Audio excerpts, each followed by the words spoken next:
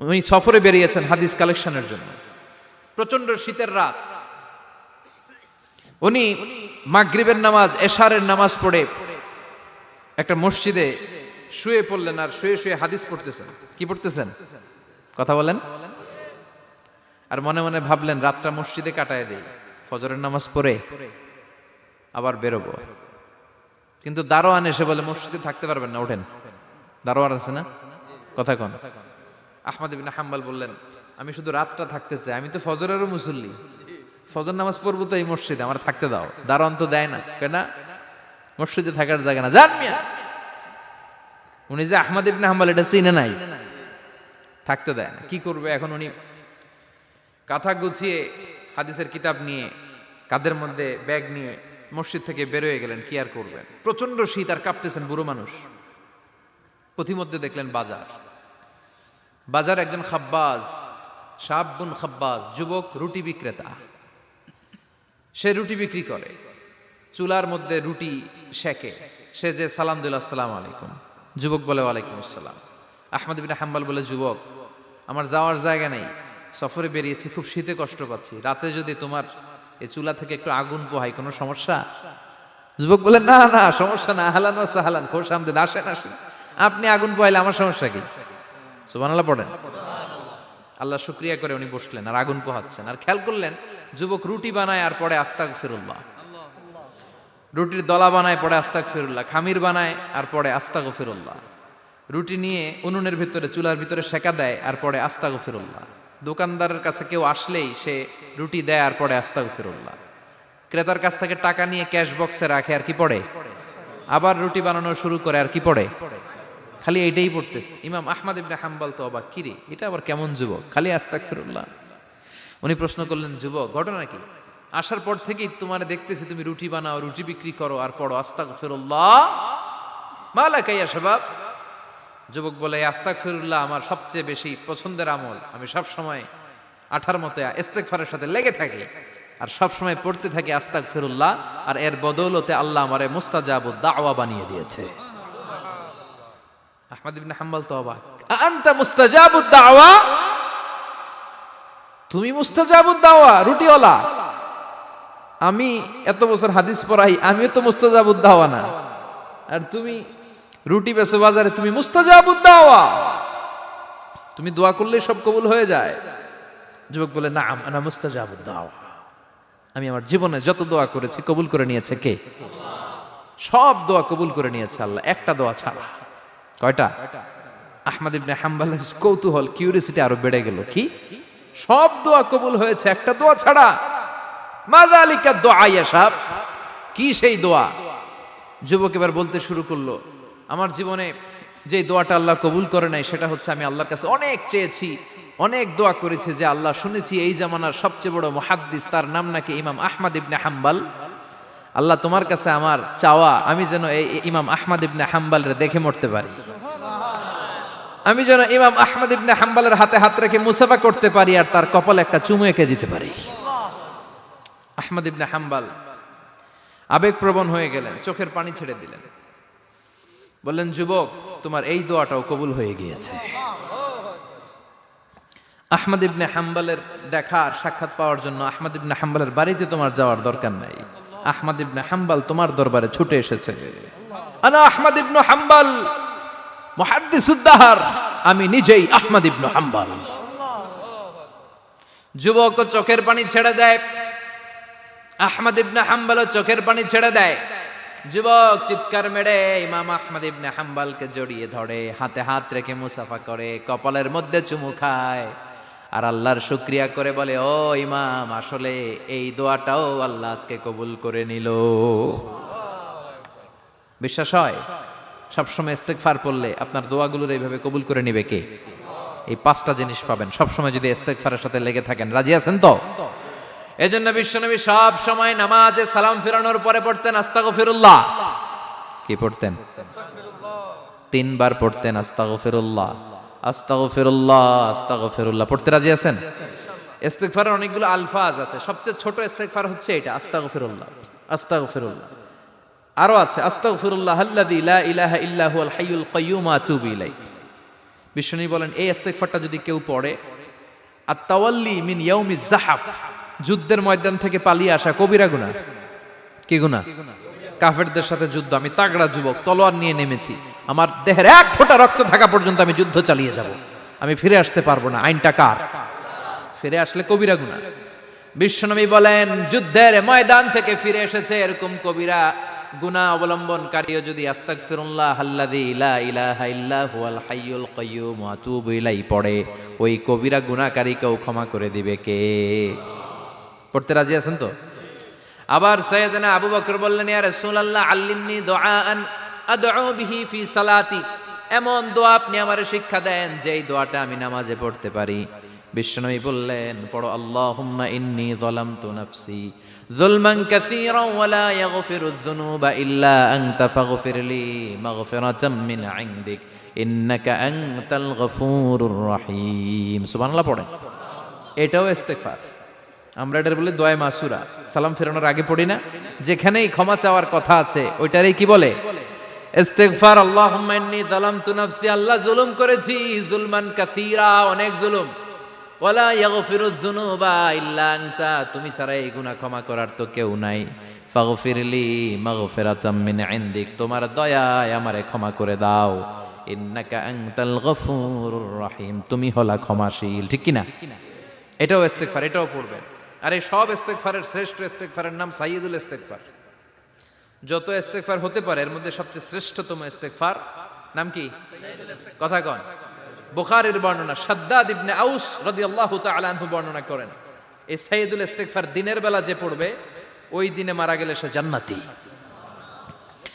এই সাইয়্যিদুল ইস্তেগফার রাতের বেলা যে পড়বে ওই রাতে যদি ইন্তেকাল হয় ওই লোকটা জান্নাতি। মুখস্থ আছে না? কার কার মুখস্থ হাত তুলেন। মাশাআল্লাহ, তাবারাকাল্লাহ, মাশাআল্লাহ, মাশাআল্লাহ। আর যাদের নাই তাদের হোমওয়ার্ক, তাদের আল্লাহুম্মা আনতা রাব্বি লা ইলাহা ইল্লা আনতা খালাকতানি ওয়া আনা আবদুক ওয়া আনা আলা আহদিকা ওয়া ওয়া'দিকা মাস্তাতা'তু আউযু বিকা মিন শাররি মা সানা'তু আবুউ লাকা বিনি'মাতিকা আলাইয়া ওয়া আবুউ লাকা বিযামবি ফাগফিরলি ফাইন্নাহু লা ইয়াগফিরুয যুনুবা ইল্লা আনতা। সুবহানাল্লাহ পড়েন। আজকে রাতে পড়ছেন, মারা গেলে জান্নাতি। চিল্লায় পড়েন না আল্লাহু আকবার। এজন্য বিশ্বনবী বলেন আমার আগের গুনাহও মাফ, পরের গুনাহও মাফ, তারপরেও প্রতিদিন আমি 70 বার তওবা ইস্তেগফার পড়ি। আজকে থেকে পড়তে রাজি আছেন তো? বেশি বেশি ইস্তেগফার পড়া যাবে না? একটু প্রাণ খুলে দিল খুলে আওয়াজ করে পড়েন তো আস্তাগফিরুল্লাহ। আর জোরে পড়েন আস্তাগফিরুল্লাহ। আবার সবাই পড়েন আস্তাগফিরুল্লাহ। সব সময় তওবা ইস্তেগফার যারা পড়ে তাদেরকে পছন্দ করে কে? সব সময় জিকির করে করে জিহ্বাটারে যারা ভিজিয়ে রাখে তাদেরকেও পছন্দ করে কে? আল্লাহ বলেন ওয়াজকুর রাব্বাকা ফি নাফসিকা তাদাররুআন ওয়া খীফাতান ওয়া দুনাল জাহরি মিনাল কওলি বিল গুদুবি ওয়াল আসাল ওয়া লা তাকুম মিনাল গাফিলিন। সুবহানাল্লাহ পড়েন। আল্লাহ বলেন ওয়াজকুর রাব্বাকা ফি নাফসিক, আল্লাহরে মনে মনে ডাকো। তাদাররুআন ওয়া খীফা, আল্লাহর জিকির করতে আল্লাহ বলেছেন ফি নাফসিক। বুঝতেছেন না অর্থ? ফি নাফসিকা, মনে মনে আল্লাহর জিকিরটা করো। তাদাররুআন ওয়া খীফা, তাদাররুআন মানে বিনয়ের সাথে, with full of humility, submission and humbleness, বিনয়ের সাথে আল্লাহরে ডাকো। ওয়া খীফা, গোপনে গোপনে ডাকো। দুনাল জাহারি মিনাল কওল, চিৎকার চেঁচামেচি করে ডেকো না। কার কথা? আওয়াজ করে জিকির করো না। এই যে আমরা মাহফিলে লা ইলাহা ইল্লাল্লাহর জিকির করে, এটা তালিমান। উদ্দেশ্য কি? তালিমের জন্য আওয়াজ করে জিকির জায়েজ আছে, কিন্তু ব্যক্তিগত জিকিরের যে ইবাদতটা এটা আস্তে আস্তে হইতে হবে, এটা ভদ্রভাবে হতে হবে, চিল্লাচিল্লি করে নয়। আবার তালিমের জিকির ওইটাও ভদ্রভাবে। ইন্নাল্লাহা জামিল ইউহিব্বুল জামাল, আমার আল্লাহ সুন্দর, আমার আল্লাহর জিকিরের মধ্যেও সৌন্দর্য আছে না নাই? কিন্তু এদেশে জিকিরের ভেতরে লাফালাফি আছে না নাই? বেশি না কম? কি বসেন বসেন, হ্যাঁ বসে যান তো, অনেক ধরনের আছে জিকির। হ্যাঁ বসেন বসেন, বসে যান। হ্যাঁ হাইবার আলী, এটা কি আবার জালালি? তো এই যে ইন্নাল্লাহা জামিল ইউহিব্বুল জামাল, আমার আল্লাহ সুন্দর, আমার আল্লাহর জিকিরের মধ্যেও সৌন্দর্য আছে না নাই? তালিমের উদ্দেশ্যে সবাই মিলে জিকির করা যায়, কিন্তু চিল্লাফাল্লা করা যাবে না, লাফালাফি করা যাবে না, মাথা ডানে বায়ে ঝোলানো যাবে না, ঠিক কি না? কিন্তু লাফালাফির জিকির আছে না নাই? লাফাইতে লাফাইতে, হ্যাঁ, গাছের আগায় বাঁশের আগায়, আবার যিনি জিকির পরিচালনা করে ওনার কান্দে যাই ওঠে, আছে না নাই? বিশ্বনবী সাহাবাদের নিয়ে জিকির করছেন, সাহাবারা লাফাতে লাফাতে খেজুর গাছের আগায়, হাদিসে আছে না এটা?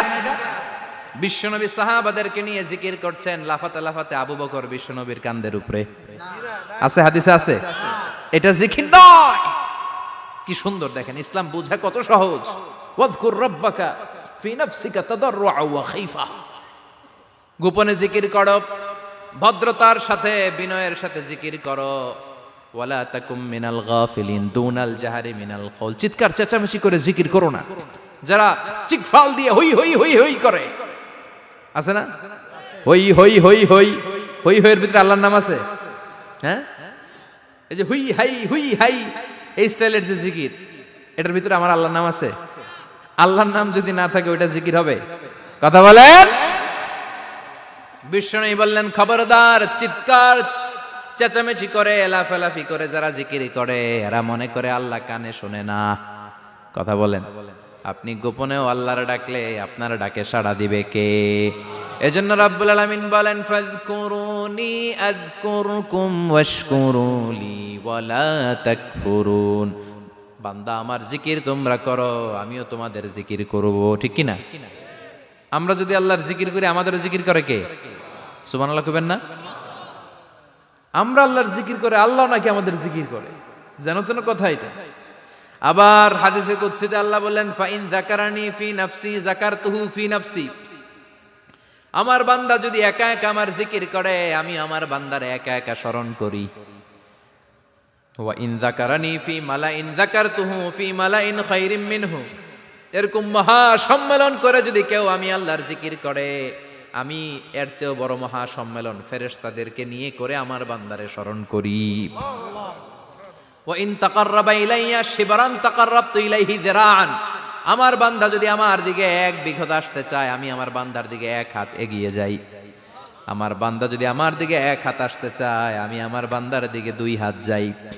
ওয়া ইন আতানি ইয়ামশি আতাইতুহু হারওয়ালা। আমার বান্দা যদি আমার দিকে হেঁটে হেঁটে আসতে চায়, আমি আমার বান্দার দিকে দৌড়ে দৌড়ে যাই। সুবহানাল্লাহ পড়েন। এজন্য বিশ্বনবী বলেন, লা ইয়াজালু লিসানুকা রাতবাম মিন যিকরিল্লাহ। আল্লাহর জিকির দিয়ে জিহ্বাটারে ভিজিয়ে রাখবা। কার কথা? চিল্লায় বলেন, কার কথা? সবসময় আল্লাহর জিকির করতে রাজি আছেন তো? সবচেয়ে শ্রেষ্ঠ জিকির বিশ্বনবী বললেন, আফদালু যিকরি লা ইলাহা লা ইলাহা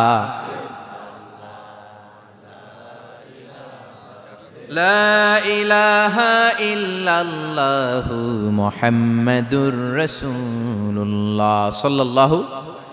সবচাইতে শ্রেষ্ঠ জিকির লা ইলাহা, এর চেয়ে শ্রেষ্ঠ জিকির আছে? কথা বলেন। বিশ্বনবী বললেন, মান ক্বালা লা ইলাহা ইল্লাল্লাহ সিদকান মিন কলবিহি, একনিষ্ঠতার সাথে অন্তর থেকে কেউ যদি জীবনে একবার বলে লা ইলাহা ইল্লাল্লাহ, দাখালাল জান্নাহ। তার যদি পাপ থাকে, অন্যায় থাকে, ওই পাপ আর অন্যায়ের শাস্তিগুলার পরে কোনো না কোনো দিন আমার ওই বান্দা জান্নাতে ঢুকবে।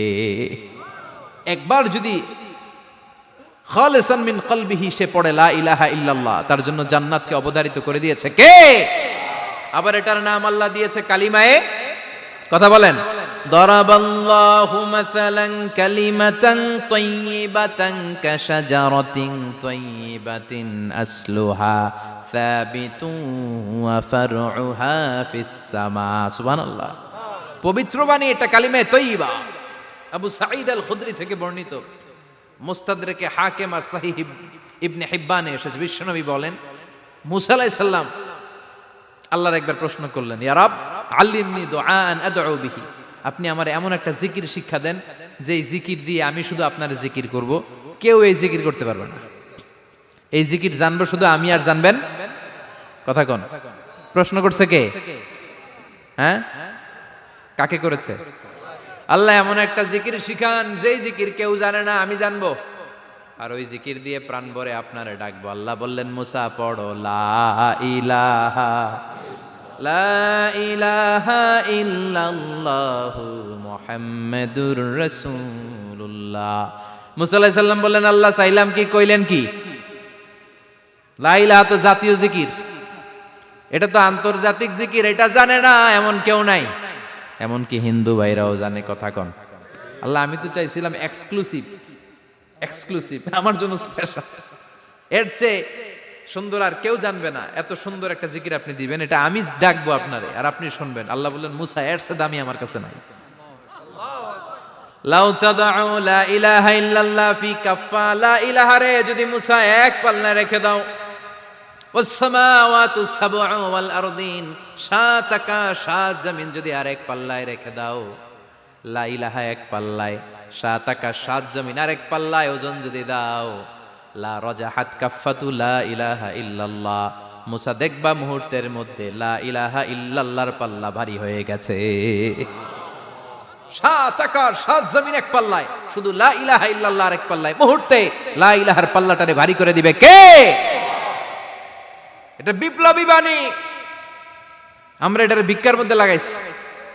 এখন ভিক্ষা করার সময় লা ইলাহা আছে না নাই? একটা টাকা দিয়া যান, আমি গরিব ইনসান আর সমান, একটা টাকা দিয়া যান, আমি গরিব ইনসান, আছে না নাই? জুমার নামাজের সময় ভিক্ষা করে, একটা টাকা দিয়া যান, আর লা ইলাহার জিকির লগে, আছে না নাই? এটা আমরা ভিক্ষার জিকির বানাইছি। এটা তো বিপ্লবী বাণী। এই বাণীর পক্ষে যারা, তারা ন্যায় আর সত্যের পক্ষে চিল্লায় বলেন ঠিক কিনা? এই বাণীতে যারা বিশ্বাস করে, তারা এক আল্লাহর সামনে মাথা নত করে দেয়। গোটা পৃথিবীর কোন শক্তির সামনে ওই মাথা নত হয় না, ঠিক কিনা? এই লা ইলাহা যারা আমরা মানি, আল্লাহ ছাড়া কারো সামনে মাথা নত করব? কোন শক্তি আমাদের মাথা নত করাতে পারে? এই কালেমার আন্দোলন যারা করে, তারা আল্লাহ ছাড়া পৃথিবীর কাউরে ভয় পায় না। আর তারা চায় কালেমার পতাকা পৃথিবীর মধ্যে যেন পথ পথ করে উড়ে, ঠিক কিনা? বাংলার জমিনে কালেমার পতাকা উড়ুক, আমরা চাই কি চাই না? কোনো একদিন এ দেশের আকাশে কালিমার পতাকা উড়বে, সেদিন সবাই খোদাই বিধান পে দুঃখ বেদনা ভুলবে। কোনো একদিন এ দেশের আকাশে কালিমার পতাকা উড়বে, সেদিন সবাই খোদাই বিধান পে দুঃখ বেদনা ভুলবে। চিৎকার করে বলেন ঠিক কিনা? এই কালেমার সমাজ যদি হয়, ওই সমাজে কেউ লাঞ্ছিত হবে না, ওই সমাজে কোনো নারী নিগৃহীতা হবে না, ওই সমাজের কোনো কাজের মেয়েরা ধর্ষিত হবে না, ওই সমাজে দুর্নীতি থাকবে না, ঘুষ থাকবে না, চাঁদাবাজি থাকবে না, টেন্ডারবাজি থাকবে না। সমাজটারে শান্তি দিয়ে সমৃদ্ধ করে দিবে কে? এজন্য সব সময় জিকির করতে হবে একজনের, চিল্লায় বলেন তিনি কে? শ্রেষ্ঠ জিকির হচ্ছে লা ইলাহা। পড়তে রাজি আছেন? সব সময় জিকিরটা করতে রাজি আছেন? Every night and every day,